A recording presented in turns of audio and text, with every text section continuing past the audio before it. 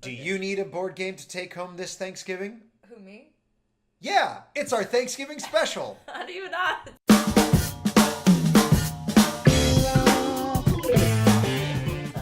Fridays. Woo!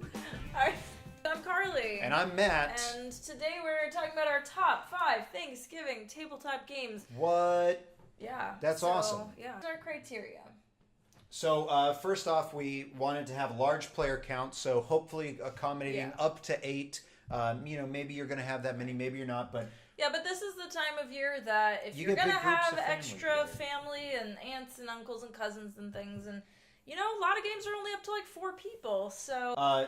Also, we wanted to have an easy entry point, so a lot of games... takes a lot of explanation on how to play. Yeah. We wanted not these. Yeah, these you're gonna have a full stomach of turkey and stuffing, and you're not gonna want to have to think you don't have a to whole deal bunch. with the explain the rule blues. Yeah. That everyone's so scared of. Third is it's a week before Thanksgiving, so all of these are readily available online, Amazon Prime. Right. Yeah, I made sure that all of these were available at least on Amazon Prime. Yeah, so you have more than enough time to get them before the holidays or shipped to your house by Thanksgiving. Yeah. Thanksgiving, there's already a huge table full of goodies and stuff all over the place. So these are all games. Yeah, these are all games that can fit on a coffee table or an ottoman. They take even the floor, really. Yeah, so basically. Low or no table space required. Okay. And of course they're all fun! Of course they're fun. I mean, why not, right? So first game on the list. Sushi Go Party! Okay, so there's the original Sushi Go that only goes up to 8 people, but there's this lovely big tin. So maybe you have seen Sushi Go before, but there is a Sushi Go Party version, which we really recommend because it's an amazing large party group game, and it does go up to 8 players, and it gives you this nice player board and everything. Yep, and now what we like about Sushi Go Party for this, obviously it meets all of our criteria, but we've got a couple hot points about it to maybe, push you into this one. One, really simple game mechanic of pick and pass. No matter, even if you're not trying to win or it's grandma who doesn't really understand what the point is, all you have to do is say, look, you don't have to understand anything. You just take a card and then you pass the rest. Yep. And even if you lose, don't worry about it because you're just participating and then they'll work it out what the rules are through playing a couple times. Our second bullet point there, quick rounds. Yeah, I think you give 8 cards to each person. You tally up your points and there you go. And that's your round. You play 3 rounds. You're done with the whole game. Bada bing, bada boom. It's pretty darn quick. Yeah, and of course it's cute and fun. I mean, what's not to love about cute little sushi things? Yeah, all the little sushis have fun little faces. Completely inoffensive. No one could possibly find offense here at Sushi Go Party. No. It's just great. Yeah, it's cute, but then it's also perfectly appropriate for an adult group as well. So it's a great game, and we love it. There you go, Sushi Go Party. We've got Gold. Incan Gold. So now this is one that I had found a while back, just by, diddling around online, and because actually I was looking for larger group games, and this one goes up to 8 players, and it was very fun. We played with my family last Thanksgiving, and it was a hit. It was a blast. Yeah. So in Incan Gold, basically, you're a treasure hunter, and you're going into a Incan temple full of danger to collect treasures. Yeah. All right? Our bullet points here for why we like this one. First off, it's a press your luck game. It's a very simple mechanic, so as long as one person at the table understands how to play the game, that's you, let's be honest.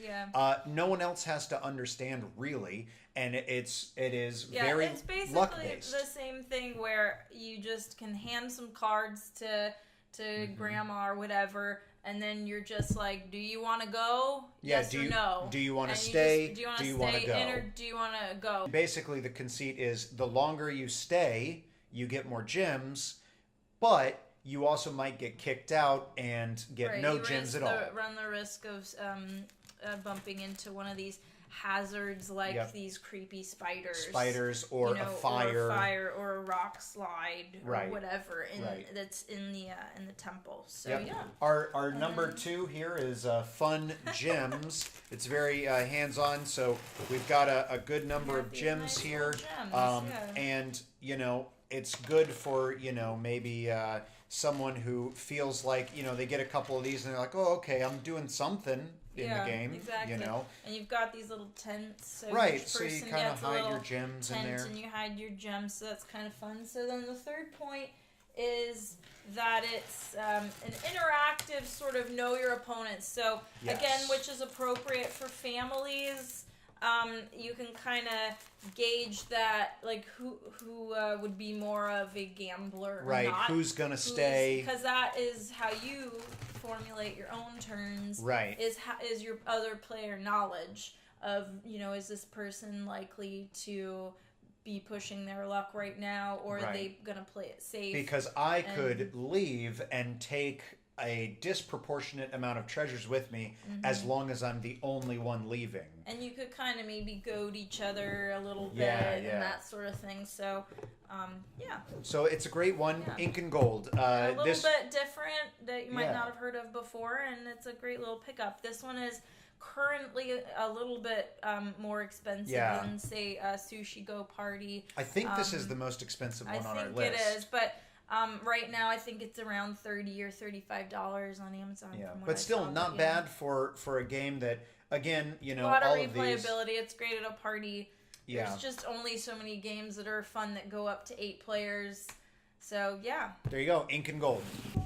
We're very technologically advanced here. Brick Party! Brick Party. This is, again, another one that I found bopping around on the internet. Yep, Brick Party is a lot of fun. It's a team game, so you're gonna split your group of you know, family or friends or whatever into 2 teams, and the goal is to basically take these bricks of a very recognizable style that we won't talk about, and then build these sort shapes. of contraptions. So, you don't know exactly which ones you need, but they give you the little templates. One player on the team is the architect, and the others are the builders, and the architect gets to look at this card and direct the builders on how to build their thing. Let's go through our things. So first of all, it's energetic. It's it's a little fast-paced because it's 2 teams. Timer. You're working against the clock and you're working against the other team. But it's also simple, so it's not going to be like a drudgery energetic. It's not going to be like charades and people are like, oh, turkey stomach. Our second is, of course, it's very tactile. Because you're building these blocks together. This is a great one for families with kids. Because not too little, choking hazards Legos, and all that. But what does it say, 5+? But but you know, the fact that you're, you know, building and working together and talking with each other, it's very tactile. Who doesn't love that? Okay, proven concept. It's building blocks. It's building blocks. These have been popular for ages. And finally, it has a multiplay variety in how you can play. So one of the cute little things about it is that there are different ways of being the person who describes. So things like the builders can only use their offhand. Yep, or the architect can't speak. The builders must keep their eyes closed. Modifiers, if you will. Create variety in how you're playing the game. So there you go. Brick Party.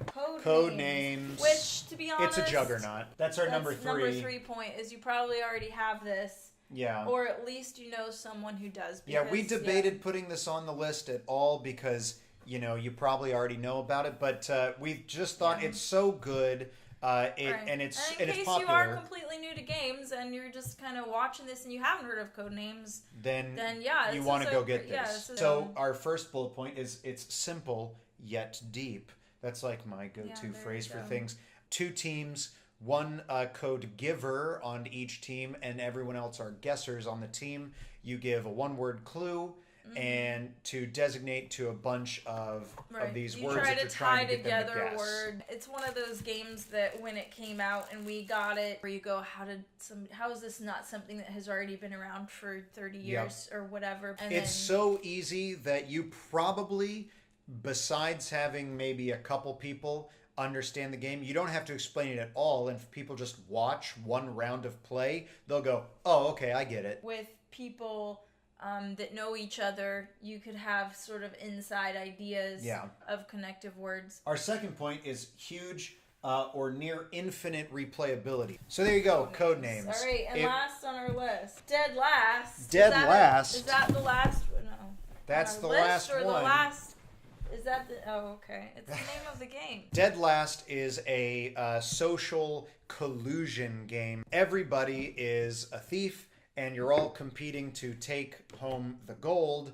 And the goal is that you're trying to be one of the last two alive in the round. You knock each other out by voting, and whoever's voted the majority vote gets knocked out.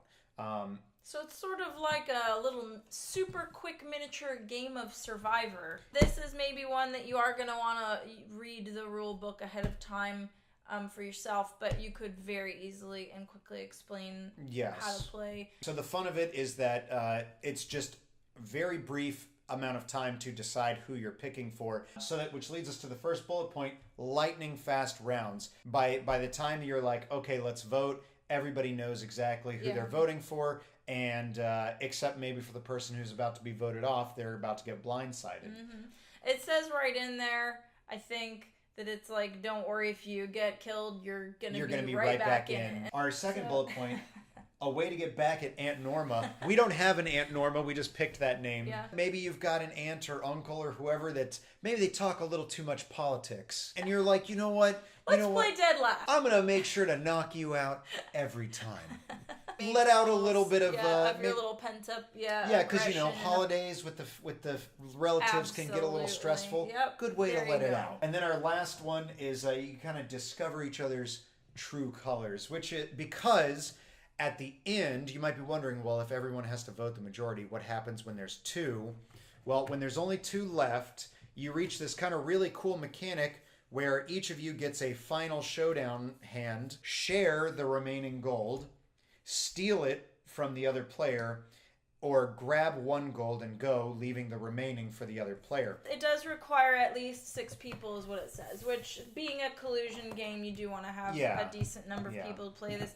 And, of course, maybe not completely appropriate for maybe super the younger theme kids. For a group of adults, which you're there have may a fine be time. something similar to this with more of like a Survivor type theme to it that wouldn't be killing each other, but would be like, get you out light. I don't know. So let us know in the comments if you know of another game like Dead Last that would be another cool replacement for that, or any other games that you know of. Leave them in the comments below for other viewers that they might find something cool to use this. And if you liked this video, of course, hit that thumbs up button. Let us know that you liked it. It actually does help us to know whether things are going well or not. And of course, if you want to see more videos like this, hit the subscribe button. We're doing a new video every Warhammer Wednesday and every Tabletop Gameplay Friday. And of course, maybe other things coming soon. Yeah, of course. Happy Thanksgiving. Happy Thanksgiving. All right, we'll see you on the next one. Bye.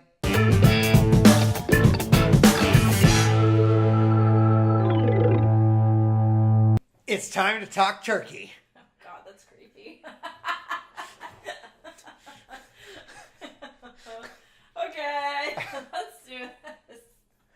What could be creepy about this? Oh, God. All right. Okay, let's try.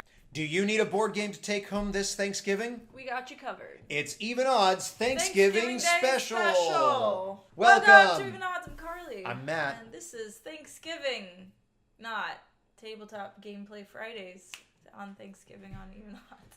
You need a game to bring home to Thanksgiving? All right. You need a game to bring home this Thanksgiving? Well, we got you covered. It's the Thanksgiving Day Special here on Tabletop Fridays on Even Odds. Do you need a board game to take home this Thanksgiving? Who, me?